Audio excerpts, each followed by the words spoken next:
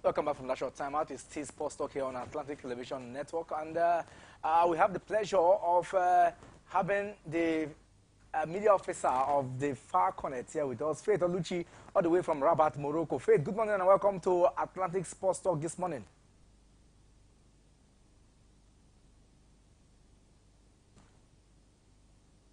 Okay, Faith, you do it to unmute yourself so we can hear you loud and clear. All right, can you hear me now? Yeah, I can hear you loud and clear. Okay. Okay, morning. And we also have Kinsley Emmanuel. Kinsley, good morning. All right, Faith, I know that today will be a very busy day for you, and so let's start with you. Tell us what's happening there in Rabat, Morocco. Yeah, I mean, today is the eve for Super Falcons of Nigeria. Having lost their first match against South Africa, it's expected of them to start their AFCON tournament with a win today over Botswana. So, of course, they know what is at stake. Yesterday, I was in the training ground, and the girls, they are all looking fit and very sharp. So we expect that the girls, they will live up to expectations to, get that result against Botswana. But as much as Botswana looks like a team that they can ride on, in football, you don't underrate your opponent. So it's not going to be easy. Who would have believed that in a group that you have Nigeria, South Africa, Botswana, Burundi, that Botswana will be topping the group? So that's a football for you. But I hope and believe that Super Falcons will live up to expectation and get the results today against Botswana. Now, take us through how the weather so far. You've been there like for 4 days now. The weather and some of the activities that has really out of off-field activities that have triggered the beauty of the Alcon there in Morocco. Yeah, the weather here is cold. It's cold. Even when the sun is out, it's really cold. You can feel the cold, and it's going to be extremely cold. Morocco, I mean, you know that it's summer. A lot of people come into town for holidays here, and there's different people that came from different countries. In one coming for Alcon, they came for holiday. And coming for holiday, I found out that the tournament is going on, so why not they join to watch the tournament? So the weather is cool. As of the time Super Falcons will be playing, the weather has been a little bit hard, but I'm sure the girls are adapting to it. And we have a lot of people that came from different countries to come and watch the tournament. The tournament has been impressive, and we hope it will remain like that to the end of the tournament. Okay. We hear also, in preparation for the game, we've seen some of the results from other games yesterday, like the one between Togo and Cameroon ended in 1-1 draw, as well as Zambia versus Tunisia. Zambia defeated Tunisia, surprisingly. That's a surprise to me. But take a look at the game so far played. Do you think that the Western Africans, they are really living up to his billing? Or you feel that it's going to be a roller coaster for the South and the North Africans this time? Yeah, it shows that other countries, other regions are catching up. It's not just about West Africa before. A country like Morocco is something that they couldn't beat to get the chance in the tournament, and a country like that couldn't beat Togo. It's surprising. It's something. It is one result a lot of people didn't expect. And that shows you that other countries are catching up, and that's why. Like today's match that Super Falcons will be playing against Botswana. I hope they don't get overconfident that they can ride on them. I watched Botswana in the first match against Burundi, and we saw how sharp they are, young girls, and they're very fast on the ball. And so Super Falcons didn't underrate them because in this tournament it's still upset. I mean, for Cameroon to play as well with Togo, as far as I'm concerned, it's an upset.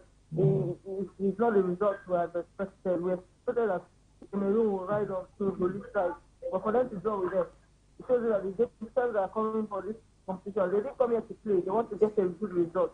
So I think it's good, and the dominance of West African countries, like countries that think other countries want to break that dominance, and that is what we're seeing in this tournament.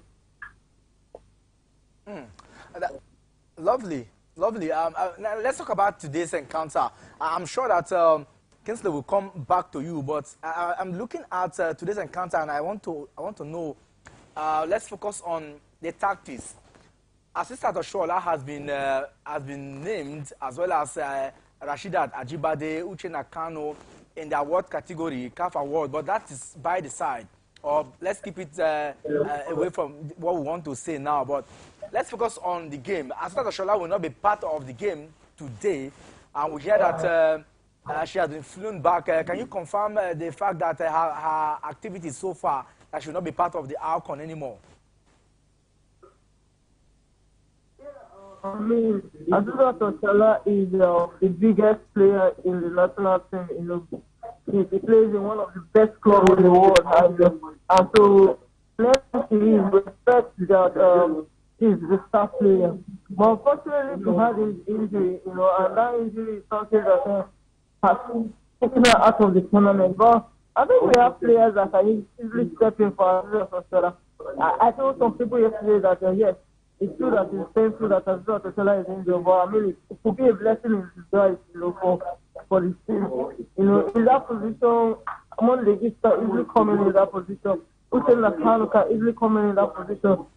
Vivian is not a lot of work, you know. So I don't see this as a big in the sense. We have a lot of options, and it's just about our coach knowing what to do, knowing who to put there. So yes, Azusa Toshala is not there, but is it going to affect our tournament? I don't think so, because we have a lot of players who are easily playing and playing very well. And I mean, going with today's match, if Randy decides to play Uche Nakano and Informa, it is okay. If he decides to give Monlegui the opportunity, fine and fantastic. So like I said, I'm not scared because Azusa Toshala is not in the tournament, and the tournament is over for Nigeria. I mean, this is the beginning of the tournament for Nigeria, because without Oshola, we think that we do very well. Okay, let me allow Kingsley to also talk with you, because he has one or two questions for you.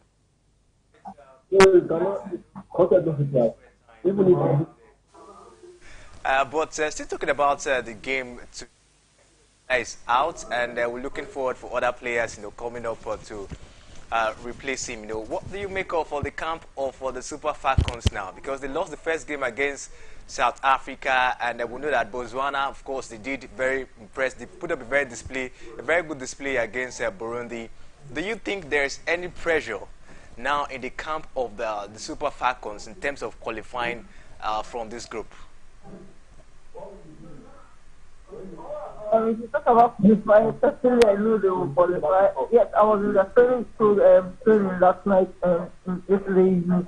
The girls, like I said, they all look very sharp. You know, I'm very think that they're under pressure. These are professionals. I mean, this is not the first time they've lost much and bounced back. I remember in 2018 in Ghana, this same Super Falcons lost against South Africa in the opening match, and they went on the. I think they have to put back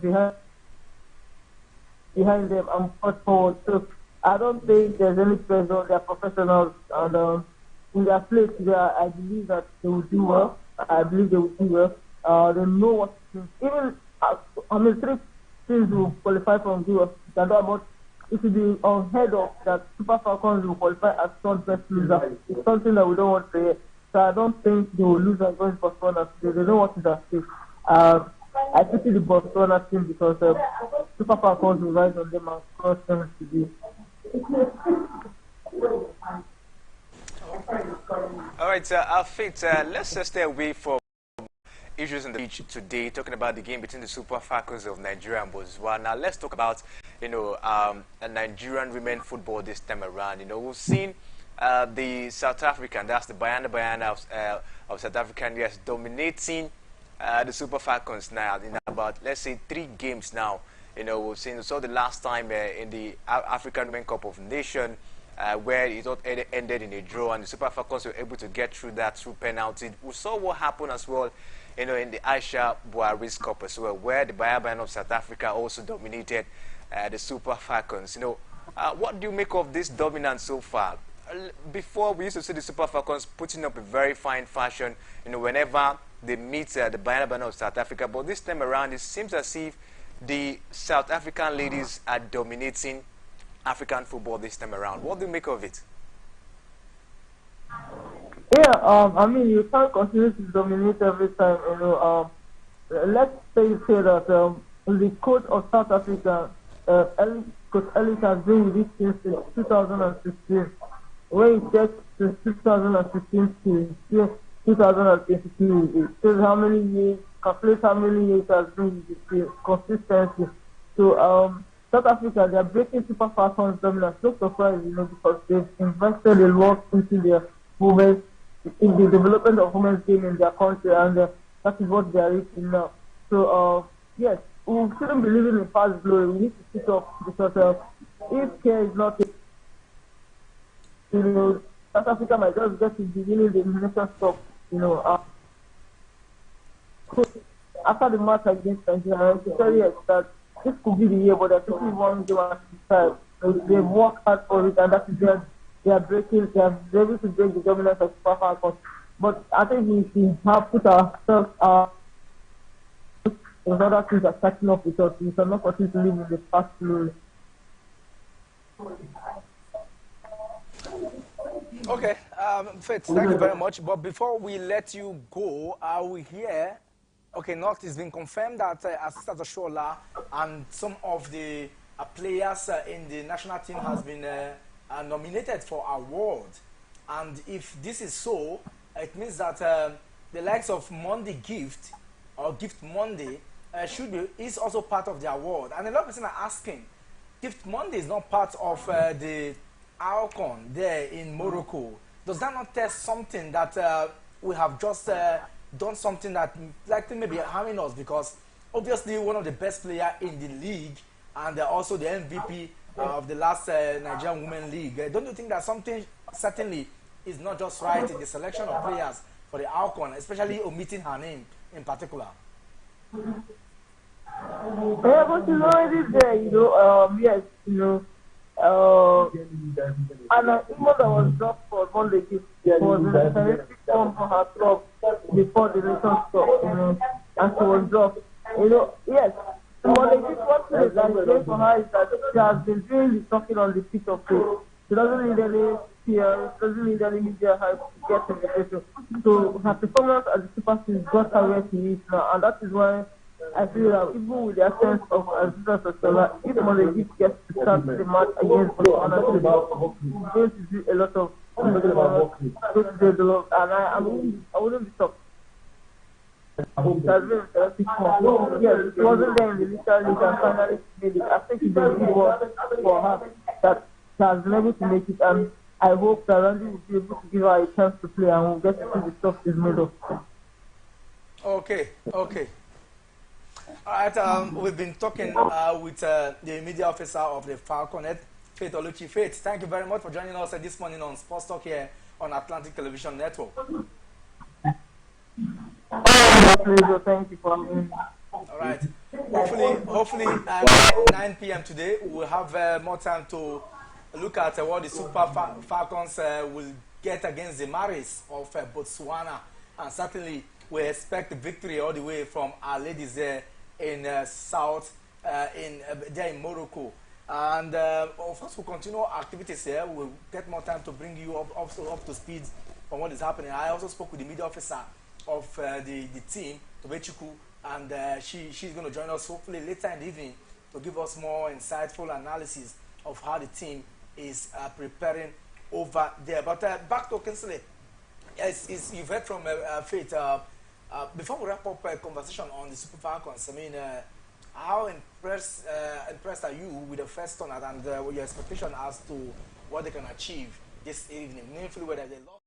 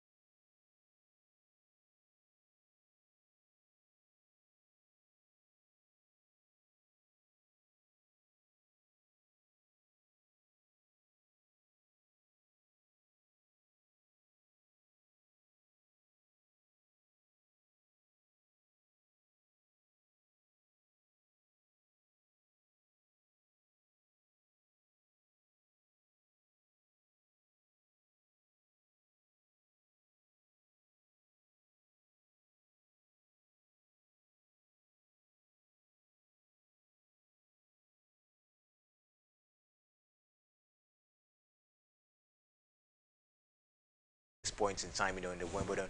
If you take a look at it, he looks like, one off for the contender for the Wimbledon this time around. Who are those remaining now? Yes, Djokovic is still there, Rafa Nadal is still there, Nikiros is still there, Kamila Norrie is still there.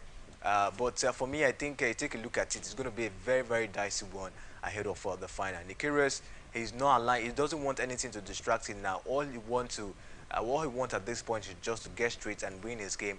I'm probably looking forward to doing clinching this one. For me, it's been a very nice one for him, unlike what we used to hear from him before. But this time around, the man has decided to focus, and I think if he continues like this, probably he might, be in the final of the Wimbledon this year. Talking about being in the final, Negrikos still has some bit of obstacles there, but we cannot but say that he has become the first considered Wimbledon semi-finalist since Rena Shutler and Marat Safin in 2018. The Australians so far had lost the two previous Grand Slam quarterfinals at Wimbledon in 2014 and then the Australian Open in 2015. A good one for him. Let's hope that he will be able to battle his opponent, which of course is going to be very outstanding because for his opponent, which is Rafael Nadal, that would be a very tight show against him because the both of them, Rafael Nadal also fought through injury yesterday against Taylor Fritz to ensure that he gets to the semi-finals. The man talked about the pains of having to win in 5 sets, 3-6, 7-5, 3-6, 7-5, 7-6. That game was very thrilling. At some point, he was leaving. He had to go for short breaks, and it was disturbing for him. But somehow, he wanted to win a Canada Grand Slam. Yeah. It's looking like he might achieve that if he continues like this. He might achieve that, and we'll pray so. Already in the semi-final, I think that's been a good move for him. Before the Wimbledon, he was complaining of a knee injury. Yesterday was all about an abdominal pain for him, and playing through that was not an easy something, for Rafa Nadal yesterday. When you have an abdominal pain, it's not something very easy, especially in a sport like tennis. But he was able to stretch, to 5 sets. I think that was a very highly spirited energy we saw from Rafa Nadal yesterday, and that showed a huge statement of intent that the man really wants to, grab another Grand Slam as well this time around. So for me, I think it was a very huge one for him getting over Taylor Fritz. Taylor Fritz gave him a very tough time as well, in that encounter. Even the fact that yes, he has to struggle with injury as well. So for me, Rafa Nadal, he's really put up much effort in this year's Wimbledon, and I think he really wants to grab it. But can he? Especially looking at the fact that injury worries has been on the ground for him. Djokovic has been on a very fine form as well. No much injury worries for him. You have energetic player like the British #1, Kamila Norrie, even Nikiros as well. So my only fear now for Rafa Nadal is the fact that with the injury issue he's having now really allow him to go forward in the competition. Already in the semi-final, and after the semi-final game, it will all be decided who will be in the final. So he's already there, and we look forward to see how it all goes for him. Of course, we look forward to see the male semi-finalists will begin their activity tomorrow. And let's hope that between Negrikos and Rafael Nadal and the one court, we're also going to see Novak Djokovic also, hoping to get a good one and then move to the finals. Sunday is the day, and certainly one winner will emerge. But let's talk about the female now, because Simona Halep, started brilliantly, and she believed that this might just be her best time to winning this one since she won it in 2019, as she overcame Amanda Anisimova 6-2, 6-2 straight set, to get to her 12th consecutive victory and then go to the semi-finals after 3 years. Well, of course, in that game, Simona Halep, we know that she was going to get more edge than Amanda Anisimova. Amanda Anisimova, she's gotten a very nice run this time around after she hosted out the lady that took Katerina Williams, Harmony Tan. She got down, to the quarterfinals and meeting a lady like Simona Halep. Just like you mentioned, she won it in 2019. So when you talk about experience between both players, you always give it to Simona Halep. She's been there in the Wimbledon. She's been there in the grass court. She's played there, for some time. So Anisimova did not. She didn't really have that much of an experience. So I think experience really played yesterday for Simona Halep. But if you take a look at it now, she also stand favorites for the Wimbledon this time around. The big names normally there. Iga Swiatek, we thought she was going to go down the lane. She was hosted out. The likes of Emma Raducanu, Gabin Muguruza, they've all been dropped. And the only lady we're looking forward to put up a great challenge with that is Onjevoa, going forward now, in the competition. I think for Simona Halep, she had a great game yesterday. But what do you make of her going forward in the competition, especially getting to the final? Yes, she might get to the final, but can she win this one? That's going to be a very huge question for we to answer. And see the final when we'll definitely see who comes up, because we know that Onjevoa might not really want to let this go. Certainly, she might not really want to get this one go, but we're not done yet because she will be playing against Elena Rybakina, who, of course, defeated Aya Timnanovic and that encounter to ensure that she is through, and she will be playing against Simona Halep. She was able to all-start Timnanovic as 4-6, 6-2, 6-3 in the Wimbledon last 8 that was played yesterday. All right, this is how much we can go now. Today is rest day, and action resumes tomorrow, where the ladies will be hoping that they can go through in the semi-finals, as well as the men, one tomorrow, one on Saturday, and certainly on Sunday, we'll get to see the winner of the one that will win, or the champion, and will emerge to win 2.2 million US dollars, pounds, I beg your pardon. Big money if you ask me there, because I'm sure one will be smiling home. Who would that be? Only time, truly.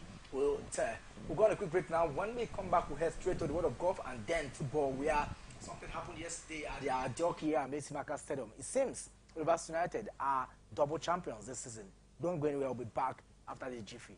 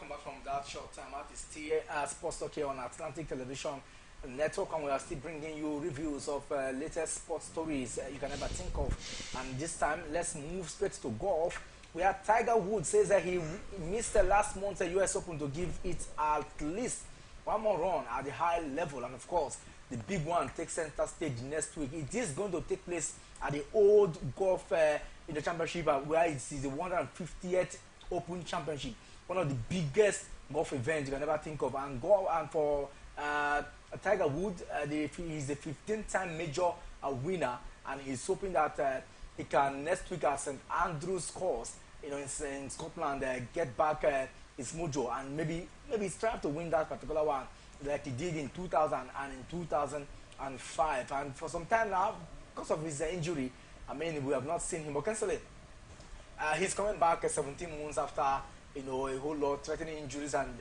all that. He was back in February, but I mean, we never saw him achieve all he wanted. The Open Championship is at St Andrews next week. What does this mean to him? I think it means a whole lot for Tiger Woods. Ever since that car crash, the man has not really been on the best of form. Even when you talk about his health wise, the man has not really been on the best of for his performance at this time around. We saw him in a tournament, I think that was earlier this year, We thought he was going to come back very huge, but we know the man was still recovering, even trying much as kind, to stand, and know that. I think he really has to put up much energy to show up as well. So for me, Tiger Woods, I think this means a whole lot to him. You mentioned the fact that he's won it before, and won in 2000 and also 2005. So much of an experience to talk about Tiger Woods in this one, and you mentioned one of the biggest golf tournaments this time around, and Tiger Woods making up his appearance. I think that will be very, very huge this time around. So for me, let's look forward to see how it goes for him.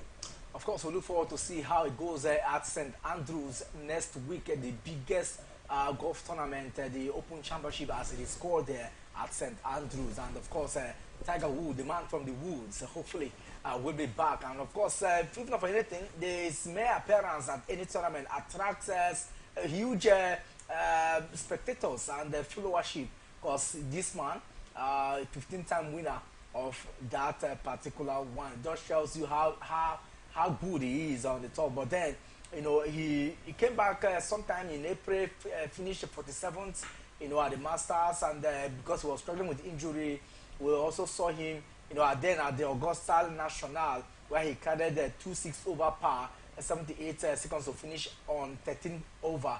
But then, his official event was at the USPGA Championship at Southern Hill in May. He withdrew from that tournament after carrying a 9 over par in 79 in the third round, and of course that was the latest we ever heard from him.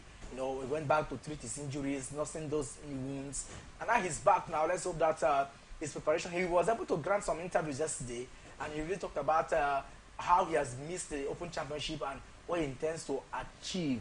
Away from that now, let's move straight to football, where we have so much to bring. And let's start from Port Harcourt, where something big happened yesterday at the Adokia Messimaka Stadium. It was the final of Rivers State FA. They call it the ITU Cup, and there is a cup competition at the Adokia Messimaka Stadium.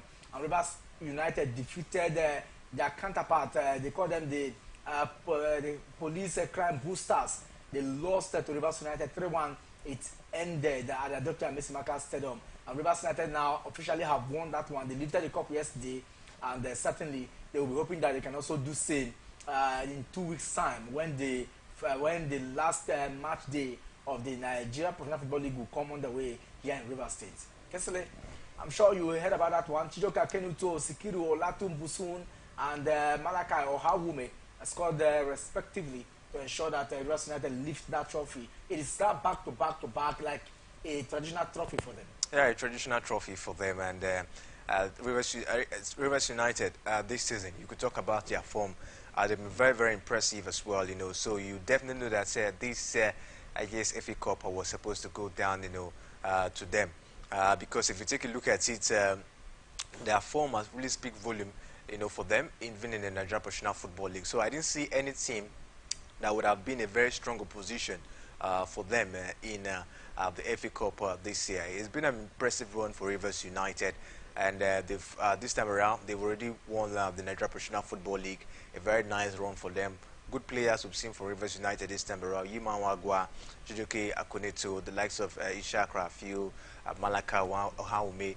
We've seen very, very good players, from Rivers United. Even at some points, we saw about, I think, 2 of their players were being called to the national team. So I think this season, Rivers United, they've really done a whole lot. And talking about winning the Nigeria Professional Football League this time around, they are really deserve winners. So for me, we just hope to see them plying their trade, in the Continental, that's the CAF Champions League, and also probably giving us that huge performance we expect, and also making more mark in the continent. Talking about making more mark in the continent, the League Management Company, the ones in charge of the Nigeria Professional Football League, has come out to say that the last 2 matches of this season, match the 37 and match the 38, will be played simultaneously to avoid match fixing, because we still have, even if Rivers United have won, we still have other contenders for the continental tickets, such as, of course, there's no way we talk about Plateau United because they have also qualified, but somehow we also have the CAF Confederation Cup ticket still standing strong, and the likes of Remo Stars, Kwara United, Enugu Rangers, and Eyimba, they will be playing, and then the relegation battle also continue, even if MFM has been tagged to be relegated. Kesley, I'm sure this is a good gesture as it is seen, as it is a normal standard everywhere in the world. Yeah, I think is a normal thing, and this is what we expect. Because the LMC this time around they've tried the most they can, to prove high level of transparency in the way they go about the administration of the league this time around. Talking about transparency, maybe because there was no title contender, it was just very glaring that after a few match days, Rivers United have emerged winners. So there's no panky this time around. So you mean there been no transparency in the previous season? No, not really, but I mean, it does glaring. Like we saw again with Plateau United in 2016. They are not contending for the title, rather we're contending for a ticket, in CAF. Yeah, but for me, I think from what we've seen so far, we look forward to see how it all goes. I think LMC this season, they've really worked so hard. You see the way they've been finding teams, you see the way they've been deducting points from teams, especially those teams that our fans are always causing trouble in the pitch. I know that. I think the administration this season has been something to write home about this time around. So for me, I think the last two games, talking about March the 38, March the 37 and March the 39, if it goes down that way, I think we'll see that level of match fixing, and I know that drop, because take a look at the table. Rivers United already qualified, Plateau United, Rainbow Stars are really looking forward to put up to see their way down there. So other teams like Eyimba are also looking forward to see how to get there. Maybe at the end of the day we might see the best, because at this point we need the best team to represent us in the continent, and that's what we want at this point. Of course, so when you have a team sponsored by a man, Kunle Solame, who of course owns one of the betting company, he just tells you that they might just really want to be in the continent to play, and they're currently topping Kwara United with a couple of points, as well as Enugu Rangers, of course, lost last weekend, and then Eyimba Football Club, who seems to be far away from that title. So the battle now is for them to lose, and that's Remo Stars, because they truly want to get this one. Don't forget, they were topping this season at some point, the league at some point, and I mean, it goes down the wire now. 2 match days to go, and we will know those that will be qualifying and those to be relegated from the Nigeria Professional Football League. But while we look ahead of that particular one, the president of the Nigerian Football Federation, NFF, Amaju Mevin Pinnick, and the second vice president of the body, Shehu Diko, who also doubles as the LMC chairman, are reportedly facing troubled times in the coming days. We hear that ICPC have charged them to court for some corrupt practices. What could that be, for me, I think it's not a big deal. It's not even the news, because we've always heard of all of this, in Nigerian football, where issue of misappropriation of fund, and all that. And but if we hear of this, it shouldn't be that the man who is at the top echelon of football is the one fingers have been pointed at, and so that's my thinking, because it brings disrepute to the followers. It brings disrespect to the followers. This time around, since Amaju Pinnick, emerged as the president of the Nigerian Football Federation, I think for what we're saying, the man has tried most he can, to see how, he can get sponsors for the football down here in Nigeria, and we've seen that a lot. But at some point, where are all this money going? At some point, we heard of issue of our coaches being old. I know that coaches are not being paid. Some time ago, we heard that the Super Eagles, their match bonuses are not being paid. I know that. So where are all this money going to? I think it calls for concern. It calls for we to put up an investigation to know all of this. So that is what we are always clamoring for, when it comes to sports in Nigeria. We'll seek for transparency. If there's no transparency in our sport, there's no how we can grow. Every day, now and then, we complain that we want to grow sports down here in Nigeria. But in a situation whereby funds we have misappropriation of funds, things are not being done properly, how can we grow? So I think all of this issue of corruption, when it comes to sports down here in Nigeria, is not really leading football down here in Nigeria, to go forward. Rather, we'll continue to see that huge level of decline. Of course, we hope that this will be sorted out soon, so that we don't bring the sports to disrepute. We're going to quick break now. When we come back, we'll head straight to what is happening there in Europe, as well as football and the transfers. Who has moved to which club? Details of this and many more will be yours in a jiffy. From the line across the ocean to the land beyond the mountains, through the Sahara, we bring on sport news, live analysis, expert discussions on trending stories in politics, business, socio-economy, sports, and documentaries. So catch all the updates on the happenings around the globe. Stay focused on the fact today, only on ATN.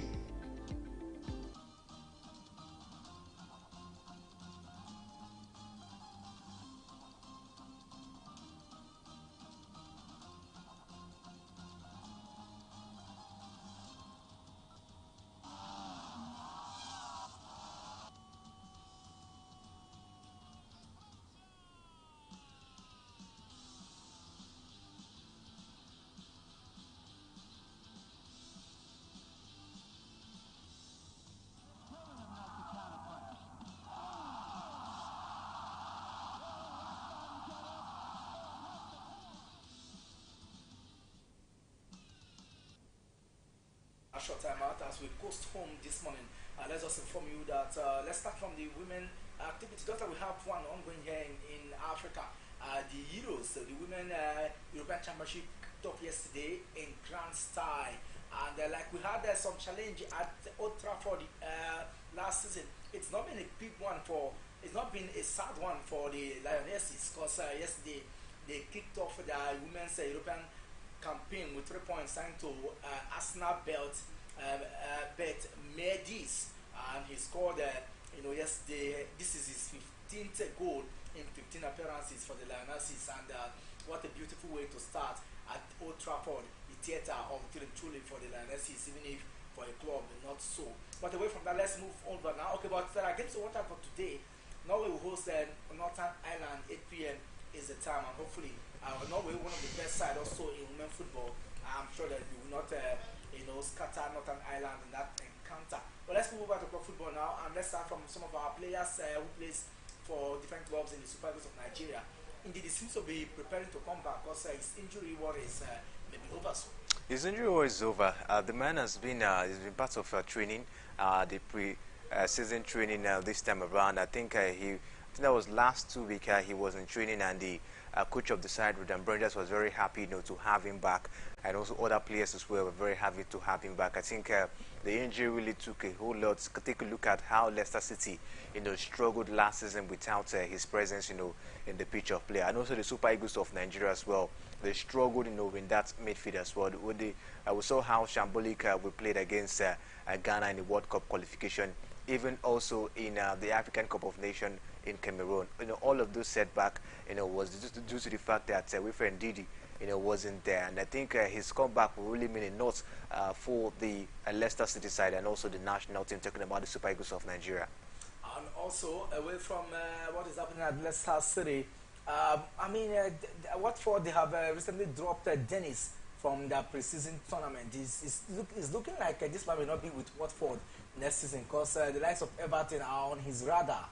Yeah, Emmanuel Dennis last season was very impressive for Watford, despite the fact that, yes, they were relegated. But for me, Dennis, he's a big player. Anytime, any day, I think he'll probably want to get to a team that he will really feel comfortable in playing and not playing in a lower division this time around. So for me, it's very glaring now that we might not, see him, playing for Watford this time around. But don't forget, so many of his Nigerian brothers are there. The likes of Oganekari Table, the likes of Maduka Okoye, who's also going to be in the team, and the defender William Trusekong. But I think for me, he might decide to switch because if you take a look at it, he's a good striker anytime, any day.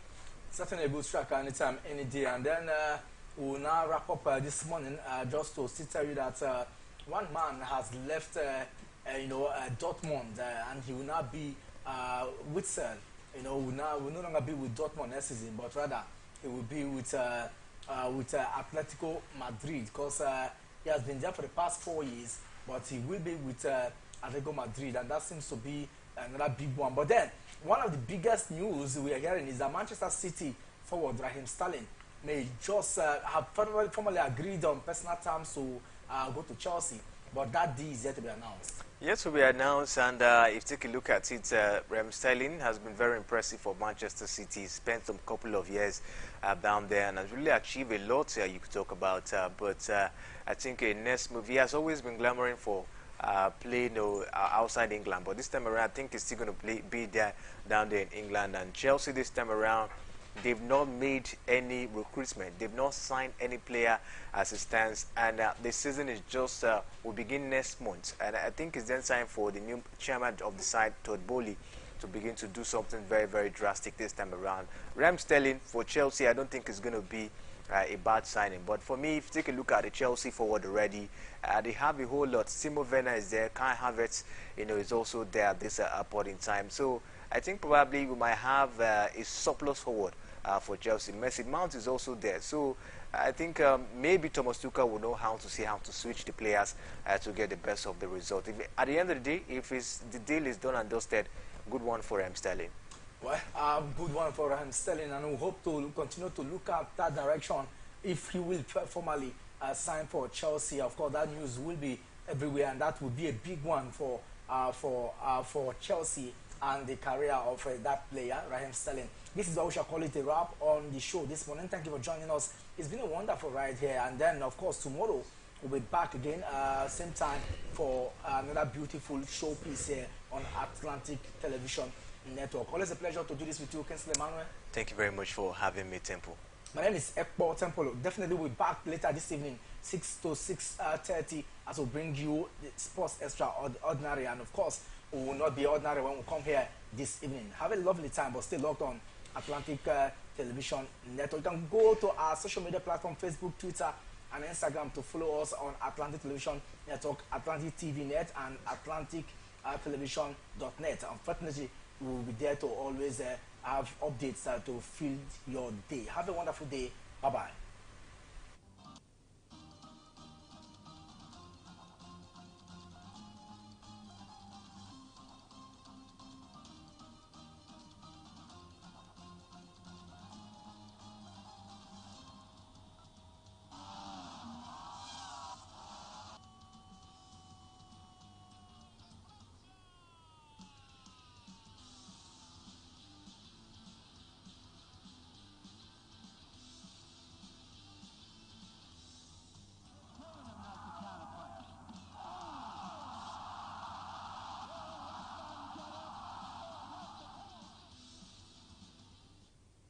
It's the people making the difference in our time on ATN Icons. Here, we present you legends celebrated for their heroism in different fields and serve as role models today. ATN Icons, showing every Sunday 8 p.m. to 9 p.m. on Atlantic Television Network, StarTimes DTH channel 194, ATN Live on Google App Store, Facebook Atlantic Television Network, YouTube Atlantic Television Network, Instagram Atlantic TV Network, Twitter Atlantic TV Net. For sponsorship 0810 634 1777. ATN Icons, celebrating the giants of our time.